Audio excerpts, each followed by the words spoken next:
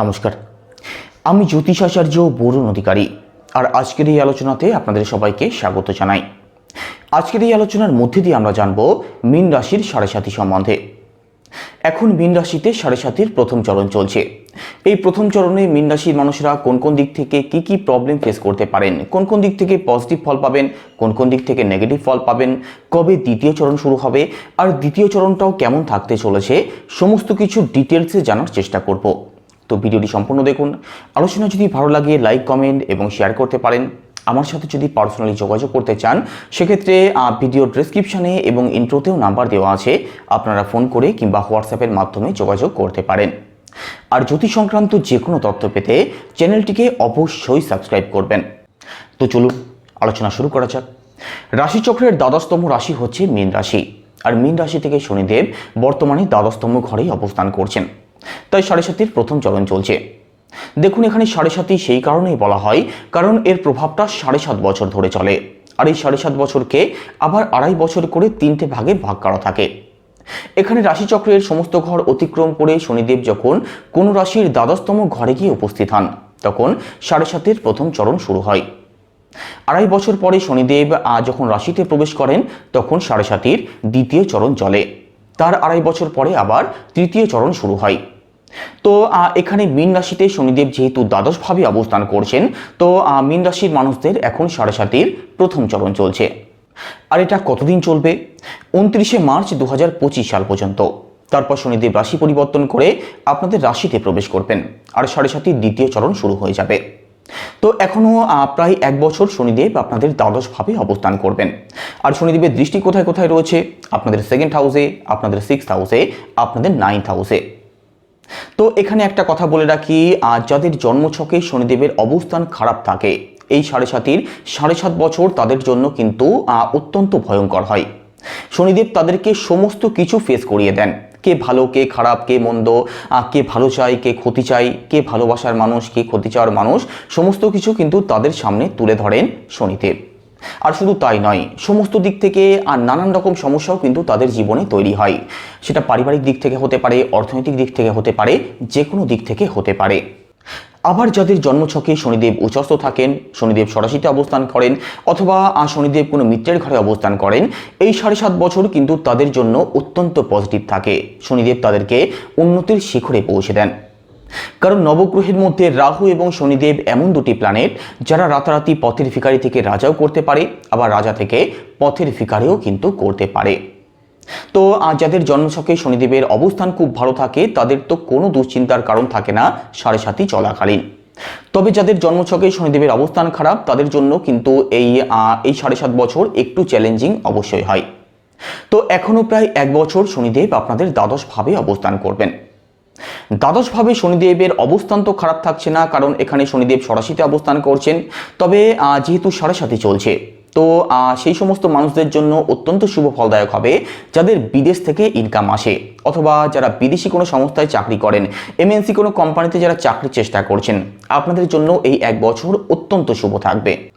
অর্থাৎ বিদেশ সংক্রান্ত যে কোনো দিক থেকেই শনিদেব আপনাদের জন্য পজিটিভ রেজাল্ট অবশ্যই দেবেন, এটা ভালো দিক।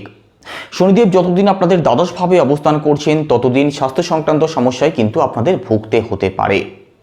আপনাদের স্বাস্থ্যের কারণে খরচ বাড়তে পারে, হসপিটালের পেছনে, ডাক্তারের পেছনে, ওষুধের পেছনে যে কোনো কারণে খরচ কিন্তু আপনাদের বাড়বে। তো এই দিকটা বিশেষভাবে মাথায় রাখবেন, কারণ দ্বাদশভাব ব্যয়ভাব আর দ্বাদশভাবে শনিদেব অবস্থান করছেন। তো এখানে স্বাস্থ্য সংক্রান্ত বিষয়ে খরচ কিন্তু আপনাদের হবেই। তো স্বাস্থ্যের দিকে আপনাদেরকে বিশেষভাবে লক্ষ্য রাখতে হবে। আর একই সাথে শনিদেবের দৃষ্টি পড়ছে আপনাদের 2nd হাউসে। শনিদেবের দৃষ্টি যখন 2nd হাউসে পড়ে তখন পারিবারিক দিক থেকে কিন্তু প্রবলেম তৈরি হয়, ফ্যামিলি প্রবলেম তখন অবশ্যই দেখা যায়। এখানে পরিবারের মানুষদের সাথে কিন্তু মতের মিলের জায়গাটা খুব ভালো থাকে না, অথবা যে কোনো কারণে পারিবারিক দিক থেকে ঝগড়া অশান্তির পরিস্থিতি কিন্তু তৈরি হয়। তো এখনও 1 বছর পারিবারিক দিক থেকে অবশ্যই সতর্ক থাকার চেষ্টা করবেন। পারিবারিক দিক থেকে যাতে সুখ শান্তি বজায় রাখা যায় সেই চেষ্টা আপনাদের অবশ্যই করতে হবে। বিশেষ করে আপনার জন্মছকে যদি শনিদেবের অবস্থান খারাপ থাকে তো না হলে শনিদেবের অবস্থান যদি ভালো থাকে সেক্ষেত্রে বিশেষ কোনো দুশ্চিন্তার কারণ থাকছে না। আর একই সাথে শনিদেবের দৃষ্টি যেহেতু সেকেন্ড হাউসে পড়ছে, তো এখানে সেভিংস, এখানে আপনাদের ব্যাংক ব্যালেন্সের দিক থেকেও কিন্তু একটু প্রবলেম থাকতে পারে। আপনাদের সেভিংস নিয়ে মানসিক টেনশন কম বেশি থাকবে সাড়ে সাতির প্রথম চরণ চলাকালীন। আর একই সাথে শনিদেবের দৃষ্টি যখন সেকেন্ড হাউসে পড়ে, মানুষের কথা বলার দিক থেকে একটু প্রবলেম চলে আসে। মানুষ খুব বেশি ভাবনা চিন্তা করে কথা বলে না, আর যেটা সামনের মানুষটার পছন্দও হয় না। তো কথাবার্তাও কিন্তু একটু ভাবনা চিন্তা করে তবেই বলার চেষ্টা করবেন। আর এখানে সেকেন্ড হাউসে যেহেতু শনিদেবের দৃষ্টি পড়ছে, তো স্বাস্থ্যের দিক থেকেও একটু প্রবলেম আপনাদের থাকবে। আপনাদের চোখ, মুখ, গলা এই সংক্রান্ত সমস্যা আপনাদের দেখা দিতে পারে। স্কিন ডিজিজ থাকতে পারে, আপনাদের ইনফেকশন হতে পারে, অ্যালার্জি হতে পারে। তো এই সংক্রান্ত দিক থেকেও কিন্তু আপনাদেরকে একটু সিরিয়াস থাকতেই হবে। আর একই সাথে শনিদেবের দৃষ্টি পড়ছে আপনাদের ষষ্ঠভাবে। ষষ্ঠভাবে শনিদেবের দৃষ্টি সেই সমস্ত মীন রাশির মানুষদের জন্য অত্যন্ত শুভ ফলদায়ক হবেন যারা টাকা ধার নিয়ে শোধ করতে পারছেন না, যারা লোন সংক্রান্ত সমস্যায় ফেসে আছেন। এই এক বছরের মধ্যে শনিদেব আপনাদেরকে লোন মুক্তির পথ অবশ্যই দেখাতে পারেন। আর একই সাথে যারা নতুন করে টাকা ধার নেওয়ার কথা ভাবছেন, যারা লোন নেওয়ার কথা ভাবছেন, এই এক বছরের মধ্যে আপনাদের লোন স্যাংশনও কিন্তু হতে পারে, তারও পূর্ণ সম্ভাবনা থাকবে। তবে কাউকে টাকা ধার দেওয়ার আগে কিন্তু ভালো করে ভাবনা চিন্তা করে তবেই সিদ্ধান্ত নেবেন, না হলে কিন্তু প্রবলেমে পড়তে পারেন। এখানে শনিদেবের দৃষ্টি ষষ্ঠভাবে সেই সমস্ত মীন রাশির মানুষদের জন্যও অত্যন্ত শুভ ফলদায়ক হবে যারা স্বাস্থ্যঘটিত সমস্যায় অনেক আগে থেকে ভুগছেন। শনিদেব আপনাদেরকে স্বাস্থ্য সংক্রান্ত সমস্যা থেকে মুক্তির পথও কিন্তু দেখাতে পারেন। অর্থাৎ স্বাস্থ্য সংক্রান্ত সমস্যায় যারা অনেক আগে থেকে ভুগছেন, শনিদেব আপনাদের জন্য পজিটিভ ফলদায়ক অবশ্যই হবেন। আর এখানে ষষ্ঠভাবে শনিদেবের দৃষ্টি কিন্তু আপনাদের পুরনো শত্রুকে যেমন দূর করবেন, তেমন নতুন শত্রুরও কিন্তু আবির্ভাব ঘটাবেন। তবে তারা আপনাকে কিছু করতে পারবে না। শত্রু যতই আপনার পেছনে থাকুক, সাড়ে সাতি চলাকালীন আপনাকে বিশেষ কোনো ক্ষতি কেউই করতে পারবে না। এখানে শনিদেবের দৃষ্টি আপনাদের নবম ভাবে পড়ছে, আর নবম ভাব আমাদের ভাগ্যস্থান। তো এখানে ভাগ্যস্থানে শনিদেবের দৃষ্টি পড়া মানে যে কোনো দিক থেকে যে কোনো কাজ কিন্তু আপনাদের পিছিয়ে যাবে। যেটা খুব কম সময়ে হয়ে যাওয়ার কথা ছিল, সেটাতে একটু বেশি সময় লাগতে পারে। কারণ নবম ভাবে শনিদেবের দৃষ্টি পড়ায় নবম ভাব এখানে দুর্বল হয়ে যাচ্ছে, আপনাদের ভাগ্যস্থানকে দুর্বল করছেন। তো বড় কোনো অ্যাচিভমেন্ট পেতে, বড় কোনো সাকসেস পেতে আপনাদেরকে একটু ওয়েট করতে হতে পারে, একটু সময় বেশি লাগতে পারে। তবে সাকসেস অবশ্যই পাবেন, শুধু একটু ওয়েট করতে হতে পারে, একটু বেশি সময় আপনাদের লাগতে পারে। আর একই সাথে নবম ভাব থেকে বাবাকেও বিচার করা হয়। তো এখানে সাড়ে সাতির প্রথম চরণে আপনার সাথে আপনার বাবার একটু মত পার্থক্য থাকতে পারে, ভাবনা চিন্তার একটু পার্থক্য থাকতে পারে।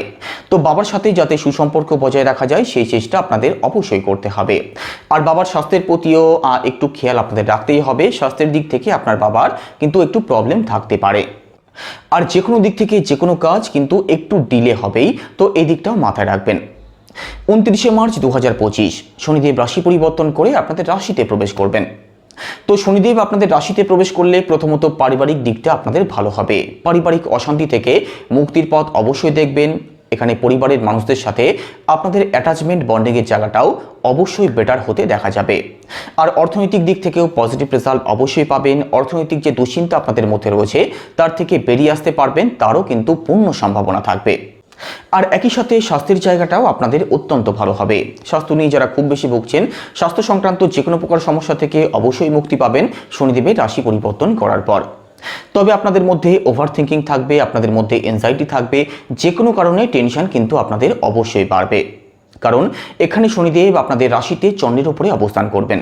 তো এখানে আপনাদের মধ্যে যে কোনো কারণে টেনশন বাড়বে। যে বিষয়ে টেনশন করার দরকার নেই সে বিষয় নিয়েও কিন্তু টেনশন করতে শুরু করবেন।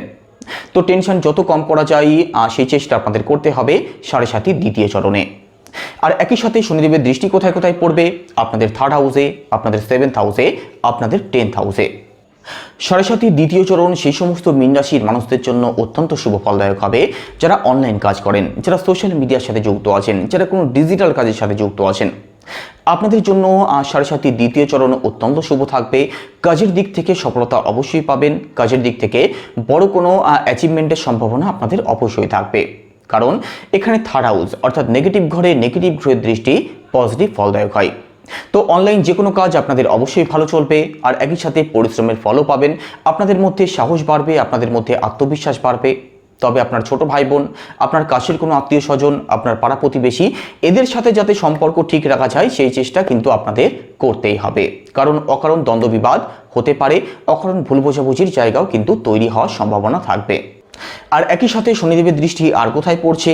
আপনাদের সপ্তম ভাবে। এখানে সপ্তম ভাবে যেহেতু শনিদেবের দৃষ্টি পড়বে, তো দাম্পত্য জীবনের দিক থেকে একটু সিরিয়াস তো আপনাদের থাকতেই হবে। বিশেষ করে আপনার জন্মছকে শনিদেবের অবস্থান যদি খারাপ থাকে, তো সেক্ষেত্রে দাম্পত্য জীবনের দিক থেকে কিন্তু ঝগড়া অশান্তির পরিস্থিতি তৈরি হতে পারে, দাম্পত্য সুখ আপনাদের সেইভাবে প্রাপ্তি না হতে পারে। তো এখানে দাম্পত্য জীবনের দিক থেকে একটু সিরিয়াস থাকবেন। আর আপনার যিনি পার্টনার আছেন, মেল হোক বা ফিমেল হোক, তার স্বাস্থ্যের প্রতিও একটু খেয়াল আপনাদের রাখতেই হবে। স্বাস্থ্যের দিক থেকে কিন্তু ভোগান্তির সম্ভাবনা রয়েছে। এখানে সপ্তম ভাবে শনিদেবের দৃষ্টি সেই সমস্ত মীন রাশির মানুষদের জন্য অত্যন্ত শুভ ফলদায়ক হবেন যারা বিবাহের যোগাযোগ করছেন। আপনাদের বিবাহের কথাবার্তা চলতে পারে এবং বিবাহের কিন্তু যোগাযোগ হওয়ারও পূর্ণ সম্ভাবনা থাকছে। আর একই সাথে শনিদেবের দৃষ্টি কোথায় পড়ছে? আপনাদের দশম ভাবে, অর্থাৎ কর্মস্থানে। কর্মস্থানে শনিদেবের দৃষ্টি সেই সমস্ত মীন রাশির মানুষদের জন্য অত্যন্ত শুভ ফলদায়ক হবেন যারা চাষাবাদের সাথে যুক্ত আছেন, যারা মাটি সংক্রান্ত কোনো কাজ করেন, লোহা লক্ষণ নিয়ে যারা কাজ করেন, অথবা ধাতু সংক্রান্ত কাজ যারা করেন, তথ্য আদান প্রদানের কাজ যারা করেন, আমদানি রপ্তানির কাজ যারা করেন, গ্যাস অ্যান্ড অয়েলের সাথে যারা যুক্ত আছেন, আপনাদের জন্য শনিদেব অত্যন্ত শুভ ফলদায়ক হবেন সাড়ে সাতির দ্বিতীয় চরণ চলাকালীন। কাজের দিক থেকে সফলতার মুখ অবশ্যই দেখবেন। তবে একটা কথা মাথায় রাখবেন, সাড়ে সাতির দ্বিতীয় চরণে আপনার মালিক কিংবা আপনার বসের সাথে কিন্তু আর্গুমেন্টে জড়িয়ে পড়তে পারেন। তো এদিকটা একটু মাথায় রাখবেন। আর কর্মজীবনের দিক থেকে যে কোনো সিদ্ধান্ত ভালো করে ভাবনা চিন্তা করে ঠান্ডা মাথায় তবেই নেওয়ার চেষ্টা করবেন। তো এর জন্য কি উপায় অবলম্বন করবেন? রোজ হনুমান চল্লিশা পাঠ করতে পারেন। আর একই সাথে শনিদেবের বীজ মন্ত্র ওম প্রাম প্রিম প্রমসা শনিশ্চরায় নমঃ রোজ 108 বার করে জপ করুন, অবশ্যই পজিটিভ ফল পাবেন। বাধা বিপত্তিগুলো আপনাদের অবশ্যই কাটতে শুরু করবে। তো এই ছিল আজকের আলোচনা এখানেই শেষ করব। আলোচনা কেমন লাগছে অবশ্যই কমেন্টে জানাবেন। আর কোনো কিছু যদি জিজ্ঞাসা থাকে সেটাও কমেন্ট করবেন, আমি পরবর্তী কোনো ভিডিওতে সেটা নিয়ে অবশ্যই আলোচনা করার চেষ্টা করব। সবাই ভালো থাকবেন, নমস্কার।